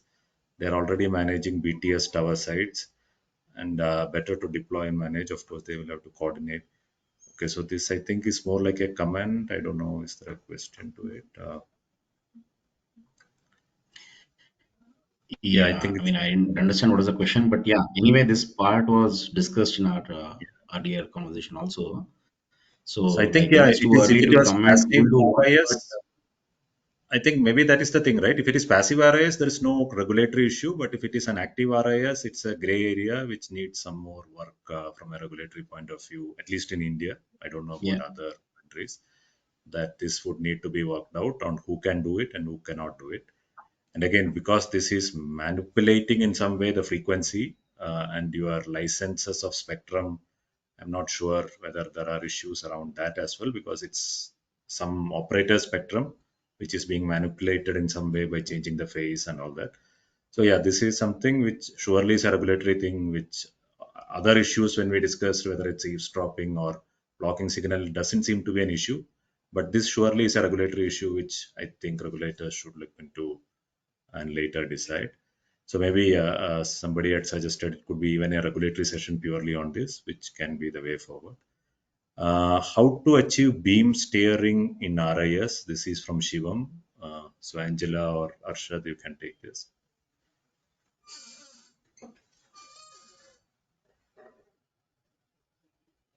So the idea is that you use the RIS elements as reflectors. So depending on the reflection coefficient, you form a beam that comes out of the RIS. Now you have to decide what type of beam you would like to form in order to tune accordingly the reflection coefficient. But just to maybe also ask, Asa to complement that. Of course, a good news, let's say, is that you don't need complicated beamforming weights. You can achieve quite nice results with the simplest kind of what we call, beamforming codes, let's say, that are simply binary. So this quantization effect, let's say, in the coefficient still provides very nice performance. So I think this is a very, let's say, efficient way to go for the forming of beams with RIS. So I don't know if Arsen. Arshad, if you want to add to it. Yeah, I mean, if we look at why we need beamforming in this scenario, essentially this, I mean, the control aspect of risk depends on whether or not, or the objective depends on whether or not there is a line of sight path. Okay, if there's a line of sight path, then you have to control the risk element behavior so that they constructively interfere with the LOS path at the receiver. So the constraint is higher. You have to achieve some target phase. Okay, but if LOS is not there, then this constraint goes away. So, how does this play out when you are doing beamforming is not very clear to me right now. But I feel that if you have non-LOS path, but I mean you have to be aware that there's an LOS path is not there. So in that case, beamforming will be better, and just risk based beamforming when LOS is not there may be much more helpful. Thanks, Arshad. Pradeep, are you Only planning one to go? small, Yes. can I add to that a Yes, very sir. small comment? So similarly to the way that we understand if there is this question how to really implement beamforming, that it is risk-assisted, when we implement simple beamforming, not risk-assisted, we have ways to choose the best beam. So if a beam is not anymore, good, is not good anymore, you change the beam because you have some, let's say, SNR-based index that tells you that is not good enough. In the RIS-assisted algorithms, you do something similar. Let me put it that way, very much along the same lines. So this is more or less the way it works, and this is the way it works in the algorithm I showed you. Okay, sure. So, Pradeep, is it even feasible to roll out, may not be really applicable to you, but for other operators, for 2G and 3G base station as well, some RIS in 900 megahertz? It may be quite complicated. And I don't think there's any necessary for it. Yeah, I it doesn't think, yeah, apply we're to us getting anyway, but yeah, I think. So I'll skip this I question. think it's an So, overhead. We don't need it. So yeah, we I should just think so. stick So to I'm 5G just, and beyond where the line of sight is, because as Dr. Azad just now mentioned, this whole as a concept at the foundation level, if you think the game is all about the reachability and the line of sight. So if there is a specific target UV is not found, like the receptivity is not good or the measurement reports are not good, but where there is an application layer sitting somewhere which is understanding, okay, as per the location it is under the RIS radar, so it may try to configure a specific panel or a specific set of meta elements to reflect a certain beam, so it can improve the uh, the target beam which is targeted towards a specific UV. So then the angle can change and then the line of sight can be reachable, because we have seen certain one of the topologies that are being discussed is to convert a non-LOS into an LOS. So if that is the fundamental concepts, and that comes as we move upper and the higher order of the frequencies, so why should we go back to yeah, and then also complex? manufacturing, it becomes costly. I don't know, all those issues are also there. So, Prati, It's like it's an I it think, become an overkill. yeah, it's an overkill. I don't think we need to. So coming to Arshad, is it even applicable, feasible in WSN, wireless sensor networks? Yeah, actually, I mean, I feel if you are doing wireless sensor networks, that does not require very tight integration of RIS infrastructure with the communication infrastructure as against the cellular one. So, I mean, I have a feeling that, and I'm betting on it, that that will be the first kind of rollout, first use case scenario that mostly private sensor networks. I talked about industrial IoT, and I feel that those are the places where you can have more private deployment. Okay, I have few more questions. Maybe you can answer it on the chat itself, on the Q&A tab. So I don't have time. I have to end it right now. Thank you for all the questions. We had close to 17 questions from the audience, and sorry because we don't have time. We can't take the remaining 3-4 questions. Thank you again, all the panelists, for spending so much time with all the questions. First few from me and from quite a set of questions from the audience. Hopefully, this provided greater details on the initial presentation and helped you to maybe invest time both in standardization and research on RIS. Thank you once again, all the panelists. Any closing comment? Thank you. Arshad or Pradeep? One thing is that, I mean, whatever we responded with may have been wrong. So if someone has a correct answer and some mistakes have been committed, please point out. Thanks, Arshad. Angela? Thank you. Thank you very much for organizing and sharing this. Yes, again, if there are more questions on what we presenting or discussed, I mean, people should feel free to email us and yeah, let us know their questions or comments. Thank you very So much. maybe you can share the email address in the chat. I think Afsal or somebody can put that. Tushar, you can do that, so that they can send the mail the questions directly. The remaining, I think, again, I'm still seeing more and more questions coming in. You can just directly talk to any of us and we would respond to that. Thank you again, all the audience, for attending this event. Over to Tushar. Thank you. Thank you all for the Thank, opportunity. Yeah. thank you so much, sir, ma'am, for your contribution to this outstanding panel discussion. And thank you so much for addressing so many of the questions. And for any questions that remain unanswered, we will keep a record and consult with the speakers to provide responses via email. Thank you.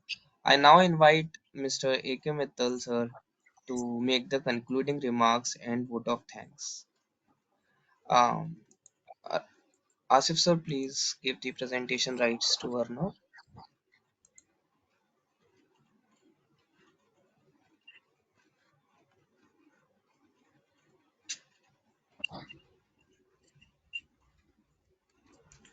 Yes.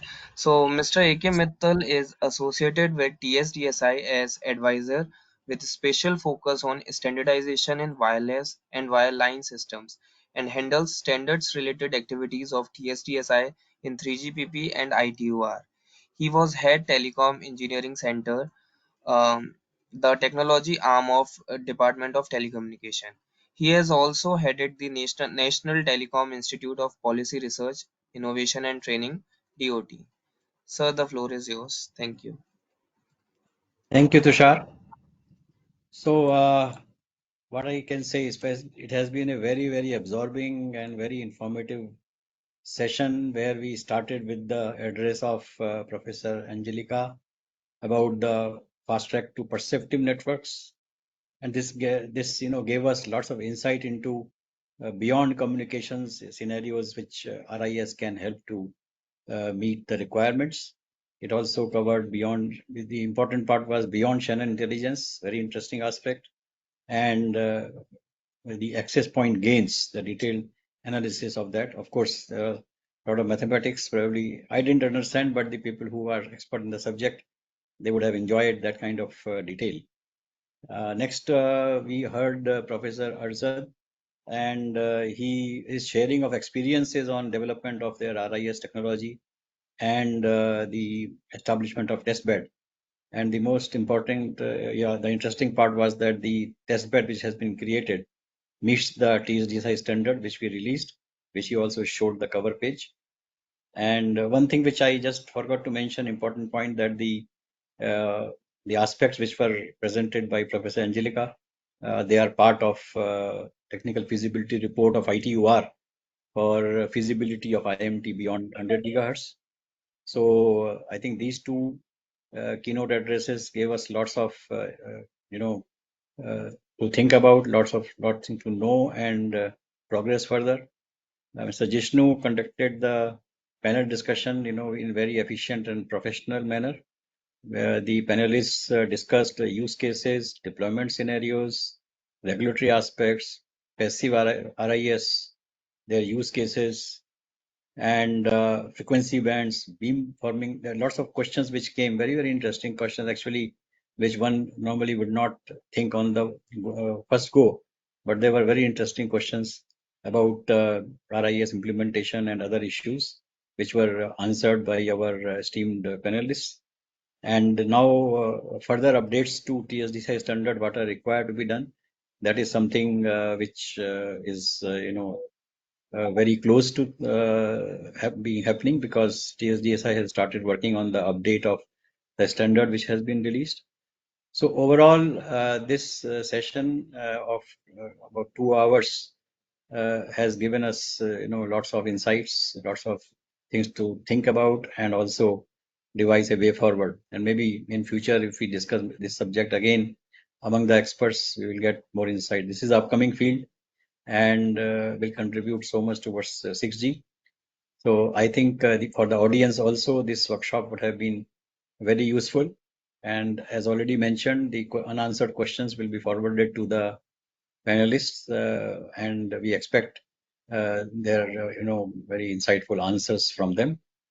In the end, I would like to thank the esteemed speakers and panelists, and the moderator for making this session so informative and interesting, and WWRF to join hands with TSDSI and bringing this subject, long-awaited workshop, on this subject, to a reality. And finally, thanks to the WWRF team, Mr. Bhatia and his team, and the team of TSDSI who worked hard, Ms. Bindu, Shefali, and an entire team. Everybody worked hard to make it a reality at comparatively short notice, but everything went very well, very successful. So thank you all once again, and good day. Thank you very much from WWRF side as well, and thanks for conducting it very well, TSDSI. So Thank you so much, sir. Okay, thank you everyone. I hope you all found this workshop very useful. Now you will receive feedback forms for the workshop. Kindly fill them out to share your insights and suggestions. Your feedback is valuable to us and will help improve future events. The workshop recordings and presentations will be posted on the event website shortly. Thank you once again. Signing off. Thank you.